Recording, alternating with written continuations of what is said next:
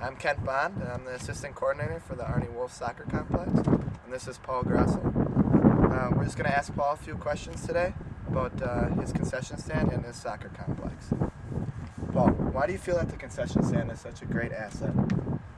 Well, mainly because it provides parents the opportunity to feed their kids. In our program, a lot of people have more than one kid, and we go from 5:30 to 6:30 and from 7 to 8, and so it gives them the opportunity to get the kids fed, so when they get out of here they can still go right home and go to bed, because our program starts in April, and so it overlaps with the school. So, and it also is important because it generates the revenue we need to help support the maintenance of the fields. And what kind of revenue do you generate from the concession stand? We have about 500 kids in the program, so you figure there's all those adults, and we generated last year about $10,000 in revenues and probably about $5,000 in profit. So we use that to pay for fertilizer, pay for water, help the city out with the water bills and things like that. So. Okay. How do you staff the concession stand for the events? Last year, what we did is, once we have all our teams assembled, we appoint every team to a night and an evening that they're responsible. So there'll be 2 teams per night.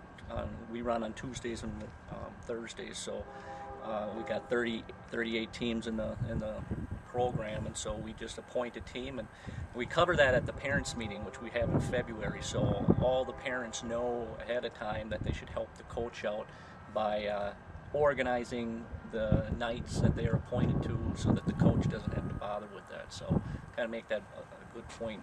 The parents all realize how important it is to have this concession stand, so it just works the best that way. Okay.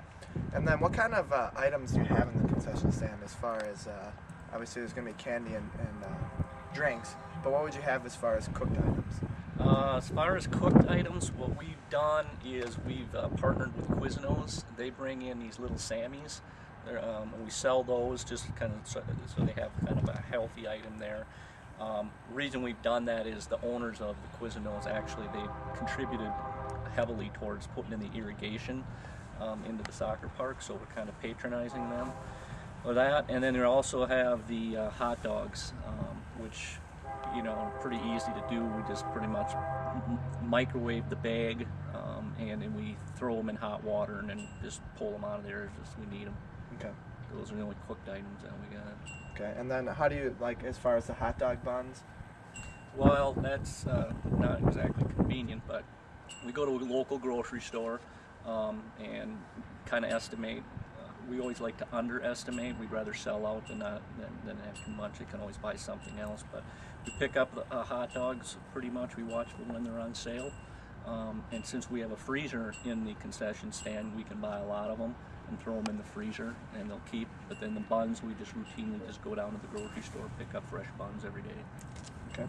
And then what's your biggest selling item in the concession stand? Probably popcorn. Popcorn? Yeah. Okay. We have several different items in there. We have a popcorn machine, we've got a snow cone machine, we've got a microwave, we've got 2 coolers and a freezer that were donated by a local individual here, Dan Hartwig at Twigs Beverage. And then, like you said, there's the candies, there's pretzels, there's nachos. We bought a cheese warmer, keep the cheese warm, the pretzels warm. So the microwave was donated at that, and so and then the Sammy. So that's pretty much it. By the time you get all the different types of candies in there, what we decided this year is we're actually going to cut back, because there's so many choices that the board did originally this first year. So we're actually going to pare it back a little bit as far as those choices. Sure. And then what kind of permits or licensing did you have to obtain in order to sell items at the concession stand? The only permit that's required here in Shawno is because you're selling soda. You got to have a beverage permit, and I think it's like $10 a year or something like that. So, and you can actually buy 2 years in advance. So that's the only expense for that. Okay. And then how do you handle your money that you've generated during the events? We actually have a concession committee, and that's the committee that pretty much, first of all, bridges the gap between when we appoint these teams and when we start up. So the very first night starting up, this committee takes care of that stuff. And then what they do is we have a committee member that's responsible for opening and a committee member that's responsible for closing. And so one person has to get here and open the restrooms and get the concession stand squared away. And the other person at night, she comes and picks up the money.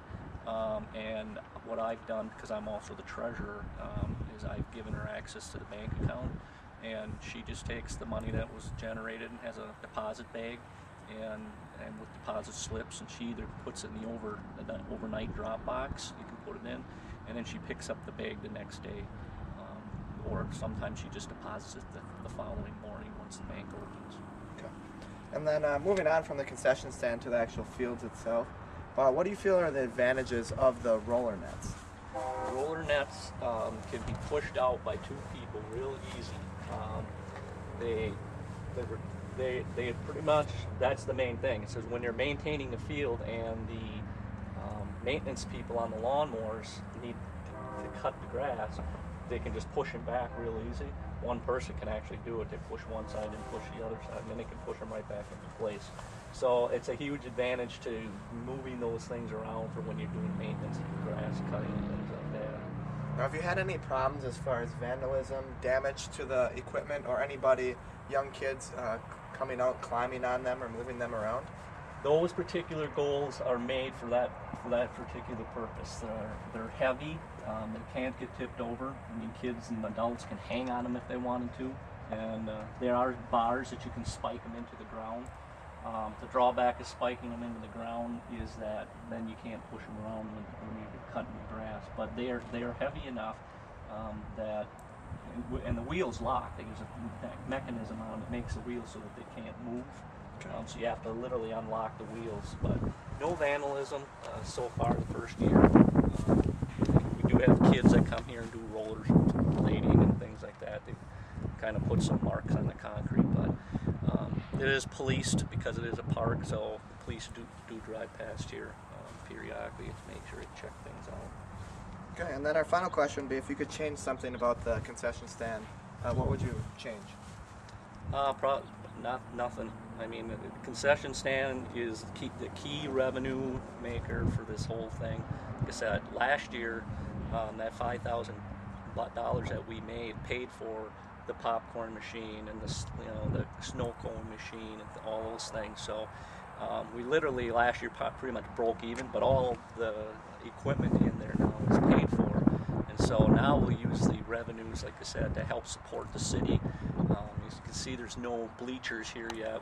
It's going to be the revenue maker to do bleachers and players' benches and replace the nets when they need to be replaced and that. So because we are in a partnership with the city, we're required to at least contribute to help support the park, because the park's budget doesn't have an endless budget or an amount of money. So again, I would never build a park without, if you're in a partnership like this, which we are, I'd never build a park without a concession stand. You need it to generate those revenues. And like I said, it's a convenience for the parents. The kids can get fed and bring them home and put them to bed rather than going home and trying to make supper.